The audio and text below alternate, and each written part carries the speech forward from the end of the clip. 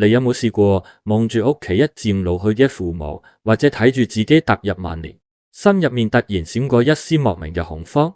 好多人話，人過70就係踏入鬼門關，隨時都會急轉直下，甚至連行步路都開始氣喘。你可能以為呢個只係生老病死嘅自然規律，甚至諗住買多啲名貴寶品，擺個風水真係幫佢哋擋災。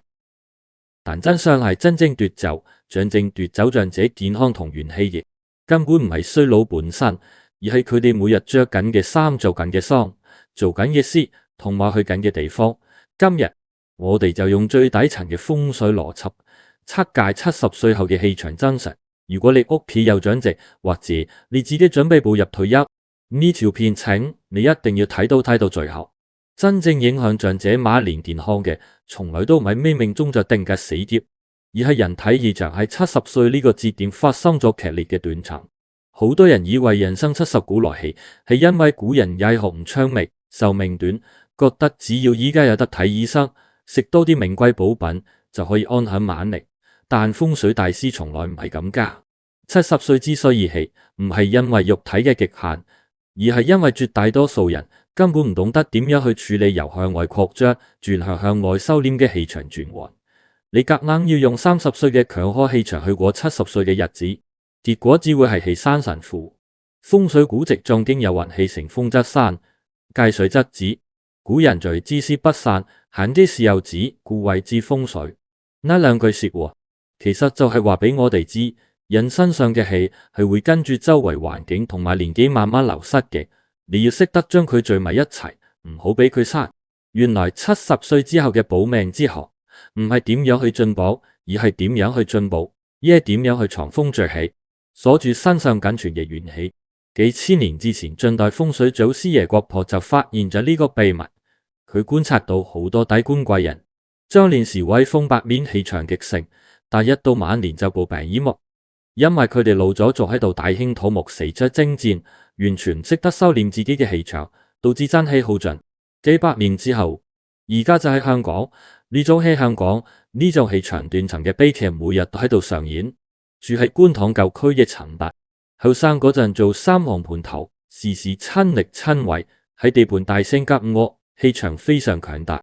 過咗70歲，仔女勸佢退落嚟享清福，搬去有嘅新樓，佢偏偏唔停，死都要守住層舊唐樓。每日朝早仲係要堅持行上獅子山，落大雨都唔停。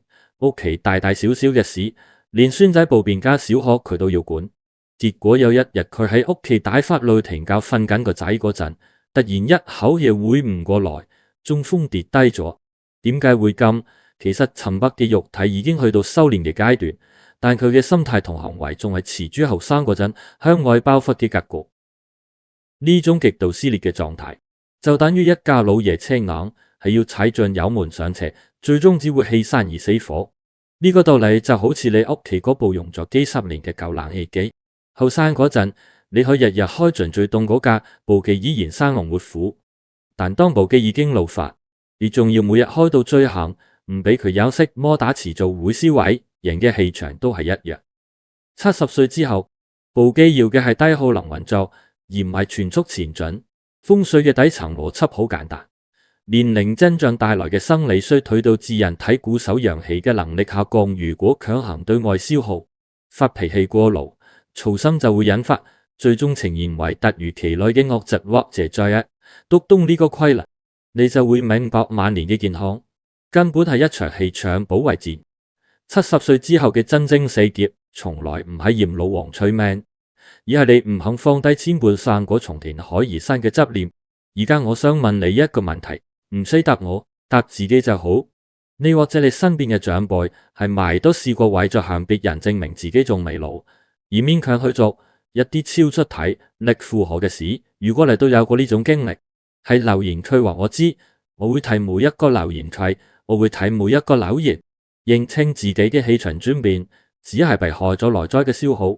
但係呢度有一個更隱秘嘅真相，係大多數風水師都唔會主動話你知嘅。點解有啲人明明修身養性，一過70歲，身體一邊會斷崖式衰退？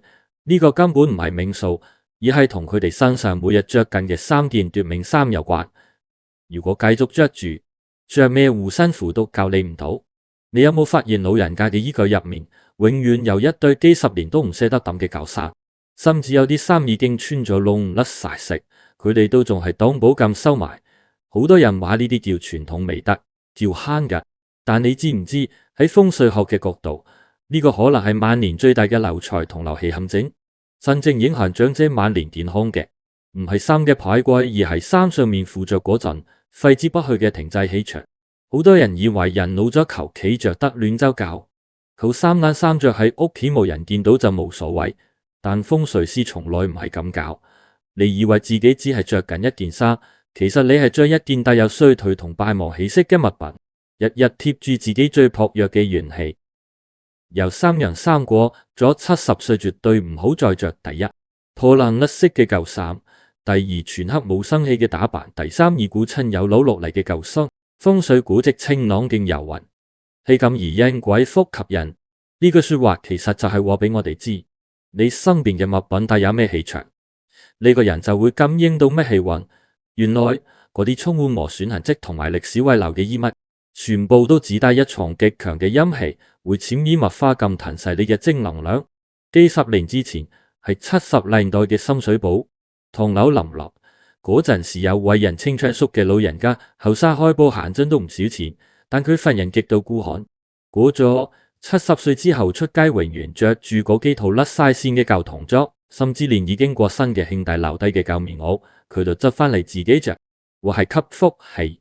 街坊都笑佢越老越似乞丐，結果點樣？昌叔原本精明嘅頭腦開始變得渾噩，無端端捲入雞蛋官非。連原本興旺嘅家族生意都係短短幾年間敗落，佢自己最後亦係一場大病中孤獨辭世。點解會咁？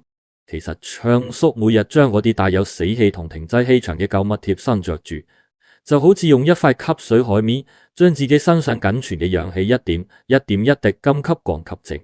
呢個都難，呢個道理就好似你間屋入面嗰個雪櫃，如果入面塞滿晒發咗霉過晒期嘅隔夜餸，就算你擺幾多新鮮木偶入去，最後都會染上嗰陣噏味。人嘅身體就係一個空間，着上身嘅衫就係最貼近你嘅風水陣。風水嘅機制永遠都係有跡可尋。長期穿着帶有破敗氣息嘅舊衫，環境因素會不斷向大腦釋放我正在衰老我缺乏資源嘅負面心理暗示，同時壓抑自身陽氣。氣質影響最終導致免疫力下降、精神頹廢，甚至朝夜霉運、命運呈現。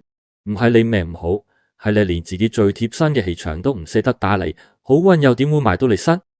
而家請你喺留言區留言區留低一個，每一個一冇每一個都係你決定改變自己或者父母氣場嘅一個見證。當你打低呢個符號，代表你承諾今晚就會去清理衣櫃，抌走嗰啲帶住陰氣嘅破爛舊衫，重新迎接新氣，搞掂咗身上嘅氣場，只係封住咗流氣嘅缺口。但如果我話你知，就算你着到身光頸靚，只要你每日仲喺度重複做緊3件生氣嘅事，着咩名貴風水物都救你唔到。你有冇留意到？又身邊總有啲長輩明明已經仔女出身唔優做，但日日都眉頭深鎖，細入病痛纏身。好多人話呢啲係因為間屋風水唔好，或者係流年犯太歲，但真相係點？萬年最大嘅破財同破氣唔係出面嘅風水殺局，而係你強行插收人算命數，死攬住過往恩怨唔放嘅執念。好多人以為老人家幫仔女出謀獻策，甚至攞晒啲棺材搬出嚟幫仔女俾首期買樓，係傳統嘅積福同埋延續家運。但風水師從來唔係咁噶，風水講求各安其位。當你強行介入另一個成年人嘅命運軌跡，你唔單止幫唔到佢，仲會嚴重透支你自己原本已經所剩無幾嘅元氣。風水命理估，直敵天水有雲，順逆自己，不可不知也。呢句釋外有靈呢句說話，其實就係話俾我哋知，宇宙萬物都有佢自己嘅運作規律，順勢而為先係神技，逆勢強求只會招來災禍。原來70歲之後最忌嘅就係逆天而行，唔肯認命，唔假係要控制已經屬於你控制範圍嘅事。就喺香港沙田第一城呢啲大型屋苑入面，每日都上演緊呢種氣場消耗戰。退休公務員何伯原本份長兩鳩佢兩老舒舒服服過世，但佢偏偏放唔低個心，硬係覺得個仔唔識諗，死都要干涉個仔賣樓同結婚嘅事。為咗幫個仔喺同一個屋苑買到個單位，佢日日同新抱鬧交，搞到家務處日又為咗收期嘅事，日日去銀行打保四出揾親戚借錢，搞到自己焦慮失眠。結果層樓係買咗，但河伯就因為長期精神繃緊，氣場大亂，又日喺屋苑樓下暈低，醒返之後個人已經變得渾渾噩噩，晚節不保。點解會咁？因為佢強行將自己晚年本應用嚟財氣嘅能量全部拋咗入去唔屬於佢嘅因果漩渦入面。呢個道理就好似你公司嗰啲已經退落嚟做顧問嘅老細，如果佢日日仲要落場管啲細嘢點樣打字，點樣執文件，間公司實會立亂，佢自己亦會激到生病。人生嘅後半場，你嘅角色已經由主將變成觀眾，唔肯落台只會被人去，仲會跌傷自己。風水機制永遠都係咁現實，強行干涉他人因果或執迷過往恩怨行為因素，會導致自身氣場持續處於極度消耗同怨恨嘅狀態，無法收斂氣場影響，最終摧毀身體防禦機制，引發嚴重疾病或家庭決裂，命運呈現耗盡你晚年福報嘅，從來都唔係八字流年，而係你個鋪唔肯放手嘅控制欲。而家請你喺留言區留低4個字：順其自然，西日有運。順其自然，其自然，唔單只係一個願望，更加係一份向天地發出嘅氣場宣言。當你打低呢4個字，你就係喺宣告自己正式放低執念，將命運嘅主導權交翻俾後生一輩，俾自己嘅元氣重新聚落。當你停做你3點時，你嘅元氣就會慢慢恢復。但如果我話你知，真正的吸氣黑洞根本唔係出喺人為嘅行為上，有3個地方，一旦你去錯咗，啱啱儲埋嘅陽氣就會瞬間被抽乾，甚至連翻轉頭嘅機會都冇。你有冇試過？一踏入某啲地方，明明大熱天時都會無端端覺得打個冷震，甚至翻到屋企之後就連續幾日周身骨痛。好多人話呢啲係撞鬼，或者一時暈低，佢一意志鋪埋將平安符發咗。佢就算，但真相係點？人冇咗陽氣轉入，追擊去氣場混亂或極陰之地，呢啲地方唔係有鬼，而係會瞬間抽乾你身上僅存嘅元氣。好多人以為，只要老人家行得走得，日日去行山探險，去啲荒山野嶺呼吸新鮮空氣就係鍛煉身體。但風水師從來唔係咁教，老人家去錯地方，仲危險過食錯藥。有3個地方，過咗70歲千萬唔好去。第一，久冇人居嘅廢棄村屋；第二，陰暗潮濕嘅地下室或深谷；第三，無謂嘅白事搶核。風水古籍已經有云：孤陰不散，獨陽不殺，獨陽不長。呢句說話又諗呢句說話，其實就係話俾我哋知，好嘅風水一定係陰陽平衡嘅。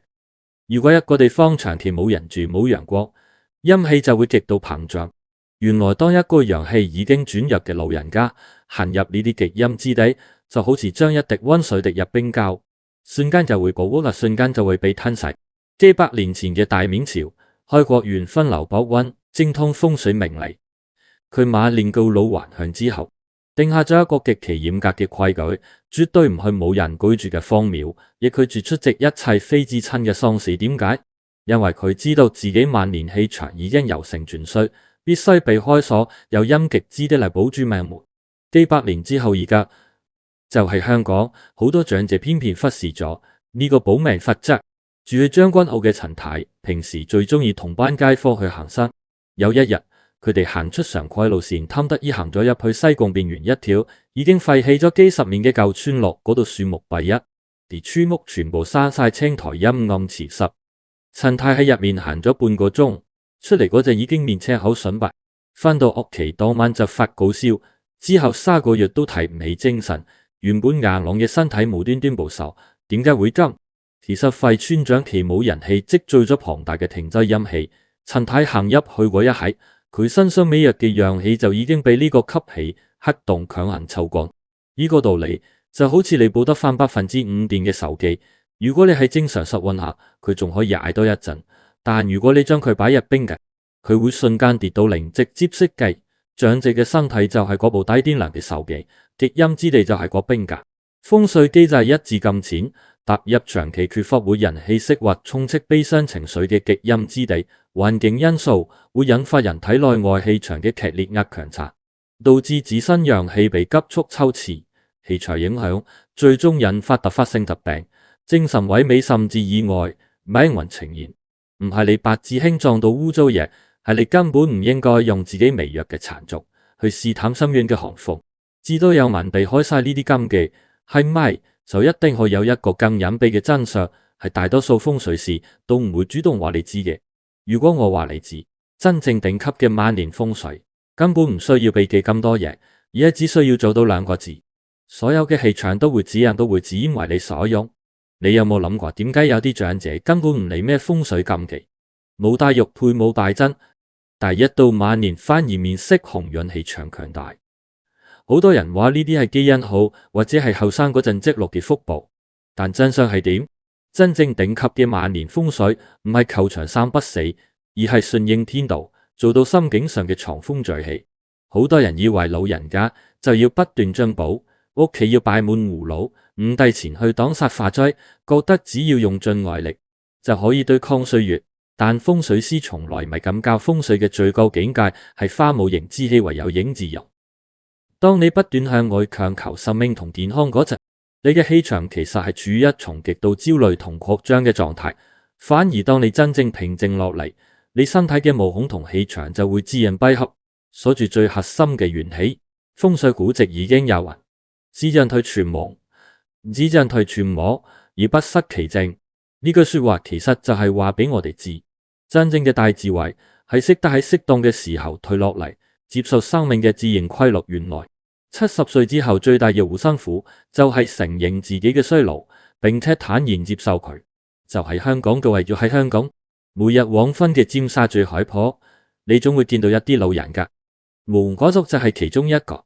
佢冇着咩名牌運動服，亦冇請私人教練，每日就係着住乾淨整齊嘅便服，喺海旁靜靜地打一套慢吞吞嘅太極，或者只係坐喺長凳度睇日落。佢間公屋冇睇過風水，連大門對正口都冇掛八卦鏡。但你行埋去華叔身邊，你會感覺到一重極度平靜溫和，但又無法輕易被打破嘅氣場。點解會咁？因為華叔已經做到咗真正嘅歸藏，佢唔再為仔女嘅前途操心，唔再為過去嘅得失生氣，佢將所有向外發散嘅能量全部收攝翻入自己嘅丹田。呢種平靜就係最堅不可摧嘅風水陣。呢個道理就好似秋天嘅大樹，大樹唔會喺冬天來臨之前強求開花結果，佢會主動落葉，將所有嘅養分同水分退分入去深埋喺地下嘅樹根度。只有識得褪色嘅樹先捱得過嚴冬。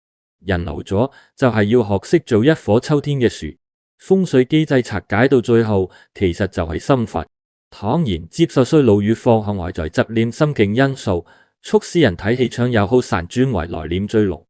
氣場影響最終大致晚年平靜安和，免受外邪侵擾，命運呈現。風水改變唔到生死，但可以決定你用咩姿態去考完最後一程。而家我想問你一個問題，唔使答我，答自己就好。你身邊有冇一啲長輩，雖然冇大富大貴，但晚年覺得特別平靜祥和？佢哋有咩特徵？如果你都有見過呢種氣場，係留言區話我知，我會睇每一個留言。睇到嚟，睇到呢度，相信你已經明白，70歲從來都唔係咩死劫，而係一場氣場嘅重新洗牌。唔好再用後生嗰套去逼自己或者父母。今晚行出露台或者落街望下天上嘅星星，感受下嗰份唔需要用力都可以存在嘅平靜，放下執念，心安之處就係最好嘅風水。